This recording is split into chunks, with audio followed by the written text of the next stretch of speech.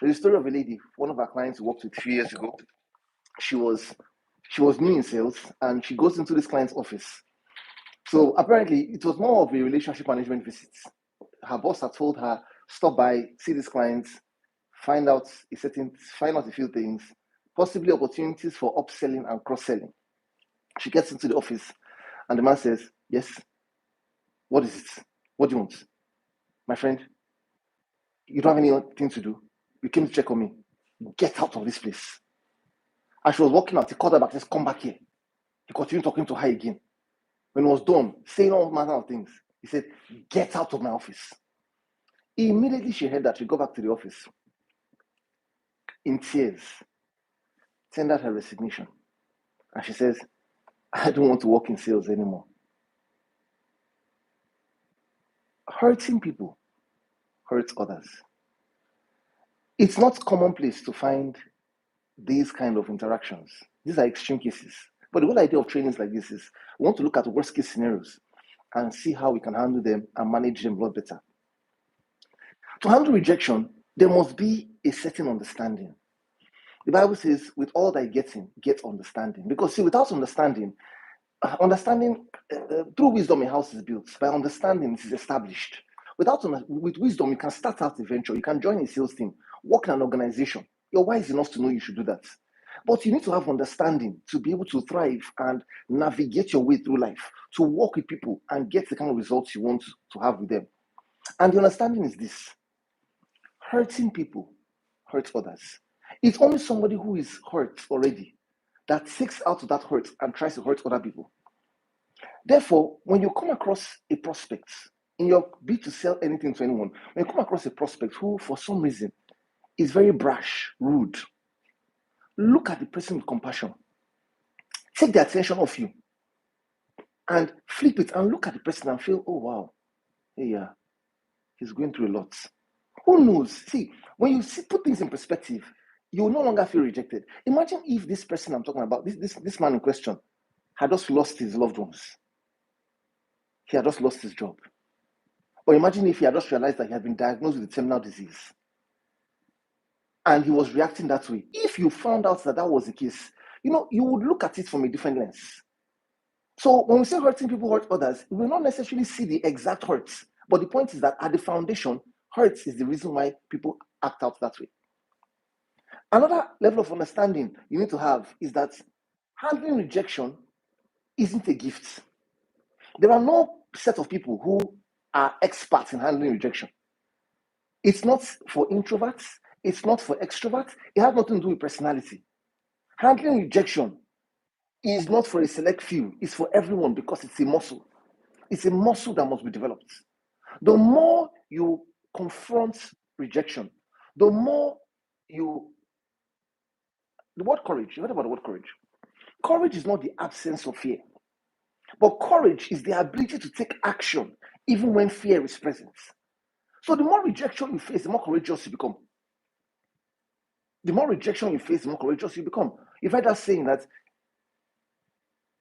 you don't miss shots you never took. Michael Jordan in his career, he probably took thousands of shots, tens of thousands of shots, but made maybe 10 to 20% of all the shots he took.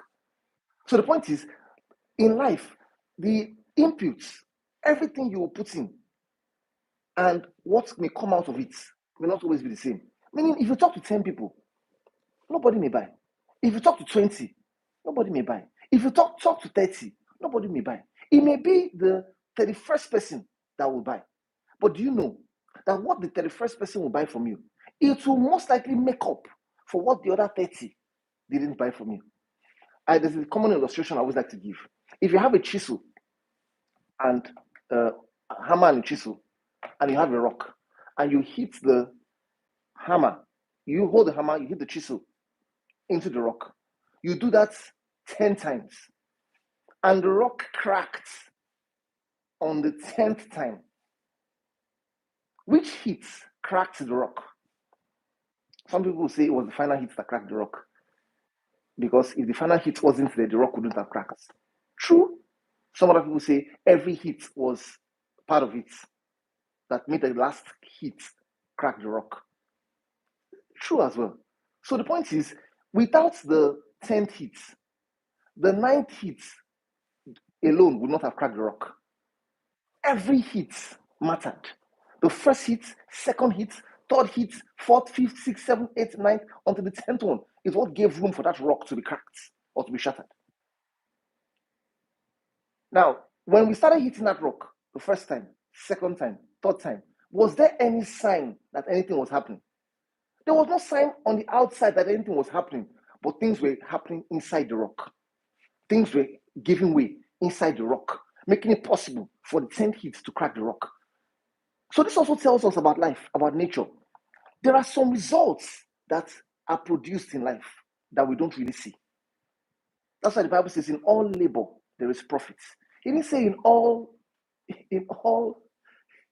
labor, there's revenue, but there's profits.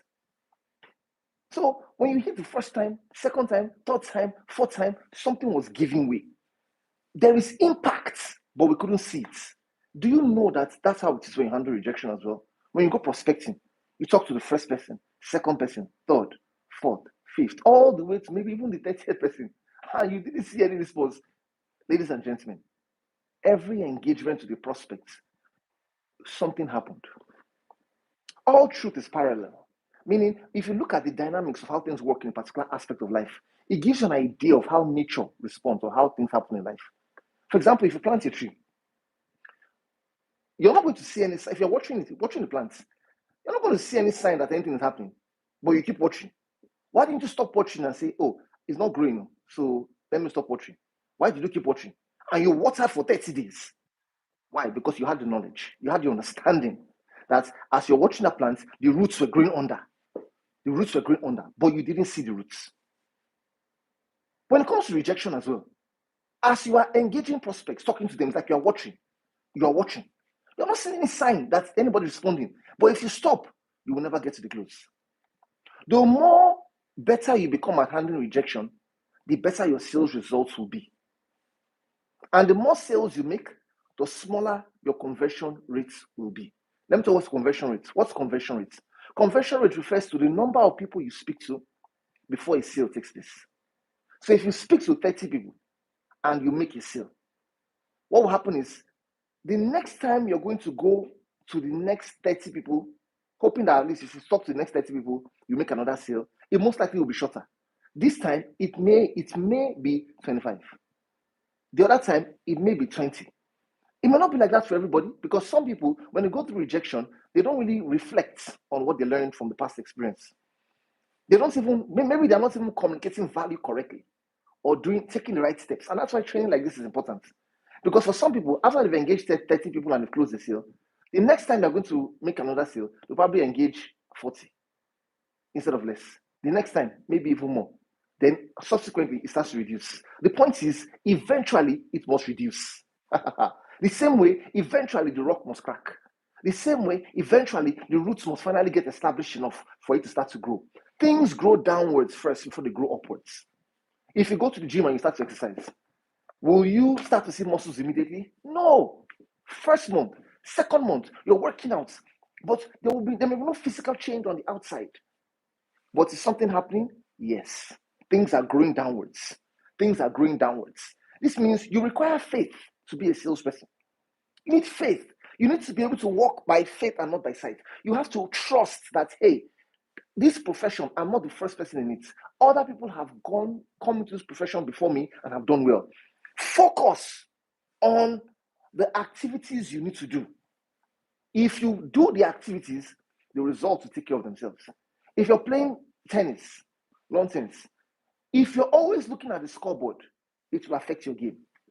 So you have to commit to playing tennis for the period, trusting that you're going to get this game to where it should be.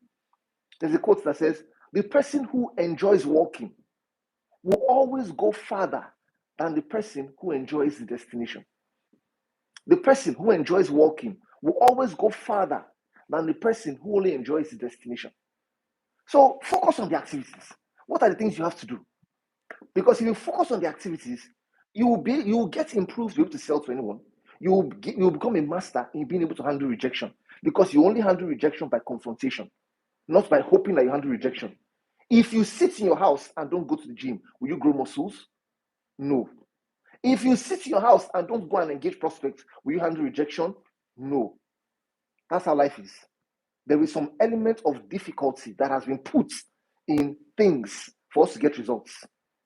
Imagine the difficulty that happens for roots to grow down. You can imagine.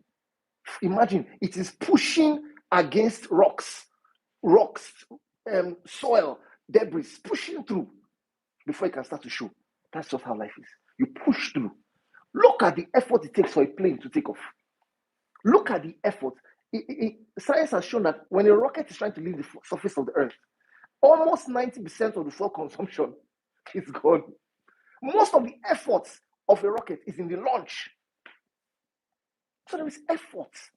And I don't want you to think that this thing is just natural for some people. They just handle rejection and they just go. No. Have the understanding that there is a process to this thing and there's an effort required. Like in nature, how there's effort for everything to come out right. Another aspect of being able to handle rejection is you must have the mindset to bless. You see, when the focus is on yourself, the focus is on how you will feel, how you will look, what people will see. Handling rejection becomes very difficult. But if the focus is on others, the challenges they probably have, and how you will solve those problems for them, it becomes easier to handle rejection. Think about this. If you walk into a room and there are 20 people in that room, I always tell people, one of the keys to effective networking is when you get into a room, don't look at the nicest face. And you say, oh, this person looks very approachable. Let me start with this person. No. Look for the toughest face in the room. Even God told the prophet Jeremiah, he says, do not be moved by their faces. In the Bible, God told the prophet, he said, do not be moved by their faces. Because even God knows that human beings can look at another person's face and be discouraged. So when you enter a room, in a networking event, go straight to the people with the faces that look discouraging. You see that man, military officer, or army general with his soldiers around him in that event, begin with him. You may not look the most approachable, begin with him. You see that person with his entourage, begin with him. What are you doing? You're eating the elephants in the room. Now imagine if you enter that room, and when you enter that room, you were thinking about, man, how am I looking? How will I say? Who do I talk to here? You see, pressure. The conversation is building pressure. But what if you say, you enter the room and you're like, I know what my product can do for people. I know how it has saved people, how it has changed lives.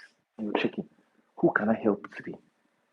Possibly there could be somebody here who, because of what I would sell to this person, his life will not remain the same. The ripple effects of this purchase, it will show up in his family. It will show up in his business. It will show up in other areas of his life. And because of this purchase, he'll be way more successful. Ladies and gentlemen, do you know that the mentality of being conscious of others to be a blessing to them automatically makes you a pro in being able to handle rejection? But if you're only thinking about yourself and thinking about how you feel and thinking about your reputation, it becomes very difficult.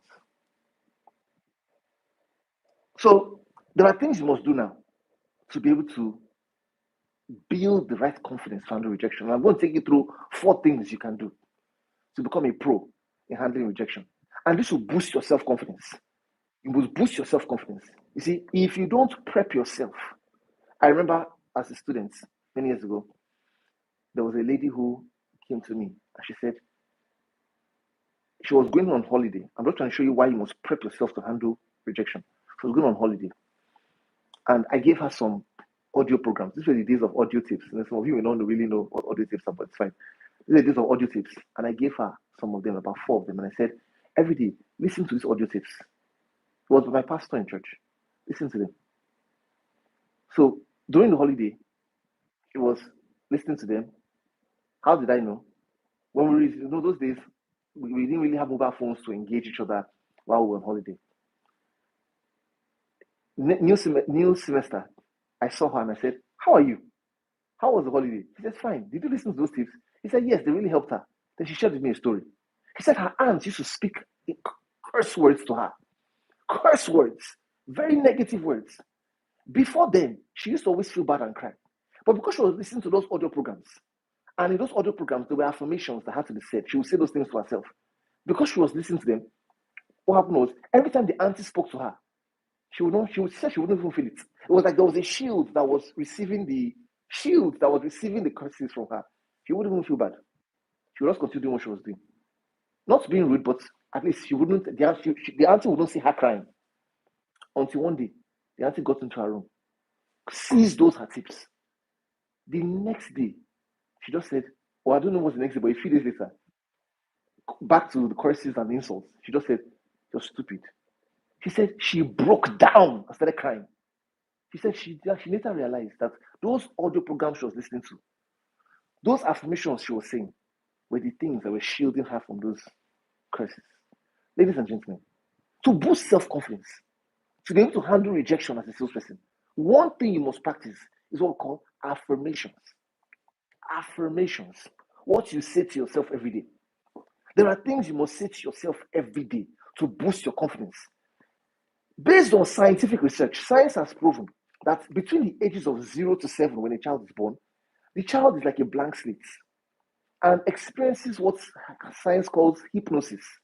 Hypnosis means from the child's environment, the child collects all kinds of information to know how to live on this earth. That's the reason why when a child sees somebody who is crying, the child already knows that, wow, this person is sad. These ages between ages 0 to 7. When a child sees somebody who is happy, jumping, dancing, the child too will start to smile because the child knows that, oh, this person is happy. This kind of knowledge didn't come from school. It came from the environment through hypnosis. Do you know that hypnosis too brings the wrong information into children as well? Thoughts of fear, thoughts of lack, thoughts of I cannot sell. Sales is not for my personality. I don't like to meet people. They laughed at me. You see, all these things bring a certain kind of mindset in the heart of a child. And it starts to affect how the child lives their life till they become adults. And that's why there are adults who still struggle with the things they experienced in their hypnotic stage between age 0 to 7. However, science has shown that one of the ways to reprogram a person is through words, through repetition, what you say to yourself. So every day, you have to get nature to work for you. You're going to start to say things like, I'm number 1 in my organization. I'm the top selling salesperson. Today is my day. I'm meeting prospects today. I'm favored today. Doors of opportunity are open to me today. Every prospect I speak to will buy from me. Now, you may be saying all those things. I will not see any sign that anything's happening. But remember, things grow downwards first before they grow upwards. Remember the laws of nature. When you keep hitting that rock, you will not see any sign. But when the rock shatters, it will make up for all the inputs you've been putting in. So when you start to say these affirmations to yourself, I'm bold, I'm strong, I'm courageous, I'm full of wisdom. And when you say it, move your body. Let it enter your nervous system. Don't just say it, I'm bold, I'm strong, I'm courageous, I'm winning today. Now, nothing will happen. But you say, I'm bold, I'm winning today. Opportunities are coming today. My mind is alert. Leads are coming to me. Insights, leads are coming to me. Prospects are coming to me. I know where the money is. When I meet people with the money, I can tell. And they are buying for me rapidly. They are paying now. You will come up with those kind of affirmations. You write them down. And you say them to yourself. If you're a team lead, you have a sales team. These guys are fresh. They don't have a lot of experience. You can't leave them to themselves. Set up an environment where they can say these things. You will see that in a few weeks, in fact, days. Because see, if you go to the gym, remember, if you gym now, you will feel good now. Even though you will not see muscles now, but something has happened, you will feel good now. If you do these things every day, you'll see that it will affect how they will feel every day. You may not see radical changes on the inside yet, but you know that as time goes on, the changes will start to show. 3 months from now will still come. 2 months from now will still come. A month from now will still come. Whether or not you practice these things, why don't you just program your calendar? Set up reminders. Build it into your sales meetings. When we get into our sales meeting by 7:30 a.m. in the morning or 8 a.m. in the morning, we begin with a 15-minute or 10-minute affirmation. And you write it down, and everybody will say it together. We are winning today. Opportunities are coming today. You'll find out that people will take action faster. They will be able to manage rejection, and they will become excellent in what they do. Tomorrow, we're going to be going into the sales mindset, right? We're going to go into the sales mindset. And the sales mindset is important. See, there is a sales mindset. The mindset, Einstein says, the level at which you meet problems cannot be the level at which you solve them. If a problem meets you at a level 6, you cannot solve it as a level 6. If a problem meets you at a level 6, you must upgrade to a level 8 to solve the problem at a level 6. So you have to understand that the way you were born, the way you are naturally, if you didn't make some tweaks in your mind, you won't be able to do sales the way you should be able to sell. You won't be able to sell anything to anyone. To sell anything to anyone, there's a psychology you must have. And I'm going to walk you through that psychology, and hopefully we'll go into building self-confidence. I only mentioned one aspect today, which is affirmations. Tomorrow, we'll go into the rest. All right.